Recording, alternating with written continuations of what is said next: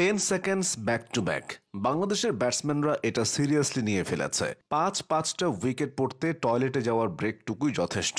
তাদের আসা যাওয়া দেখে গোপাল ভাঁড়ের গানের কথা মনে পড়ে যায়। আসছে গোপাল, যাচ্ছে গোপাল, ডাকের পরে ডাক মেরে যায়, রানের খাতা খোলে না, চলে না রে চলে না, তাদের ছাড়া চলে না। পরীক্ষার হলে ঢোকার আগে ব্যাকবেঞ্চাররা ব্রেন খুলে বাইরে রেখে যায়। বাংলাদেশের ব্যাটাররাও ব্যাটিং এ নামার আগে ব্রেন খুলে প্যাভিলিয়নে রেখে আসে। বাংলাদেশ যখন সর্বশেষ ওয়ানডে জিতেছিল, পৃথিবীতে তখন ডাইনোসর ঘুরে বেড়াতো।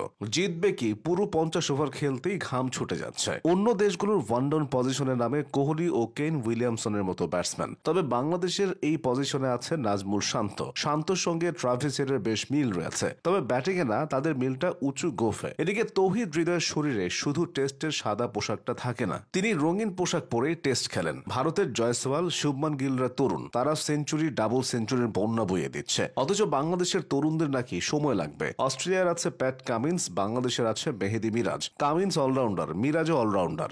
সমস্যা হলো কামিন্স যতগুলো ট্রফি জিতেছে, মিরাজ ততগুলো ম্যাচ জিতেনি। মিরাজের নেতৃত্বে 9 ওয়ানডেতে বাংলাদেশ একটা জিতেছে, 8টা হেরেছে। যে একটা ম্যাচ জিতেছে, ঠিক কিভাবে জিতেছে তা নিয়ে গবেষণা হওয়া উচিত। সবার প্রিয় খাবার কাচ্চি বোরহানি, মিরাজ খায় রিভিউ। তানজিদ তামিমের কথা তো বলাই হলো না। তামিম যেদিন খেলেন সেদিন 50 করেই মাঠ ছাড়েন, আর যেদিন আউট হন একেবারে ডাক মেরে আউট হন। জাকের আলীর ব্যাপারটা আলাদা।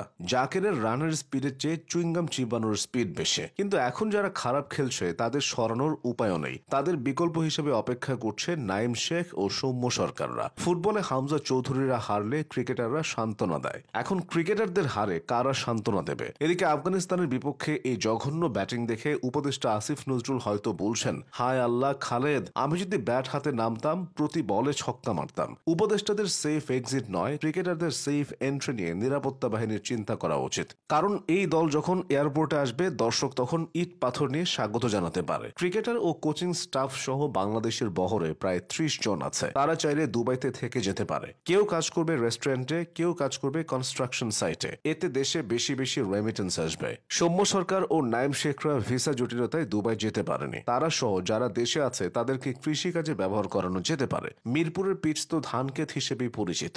শেরেবাংলা স্টেডিয়ামের পরিমাপ 186 মিটার বাই 136 মিটার, যা প্রায় 4 বিঘার সমান। প্রতি বিঘায় 20 থেকে 22 মণ আধুনিক জাতের বোরো ধান হয়। সে হিসেবে এক মৌসুমে প্রায় 100 বস্তা ধান আসবে।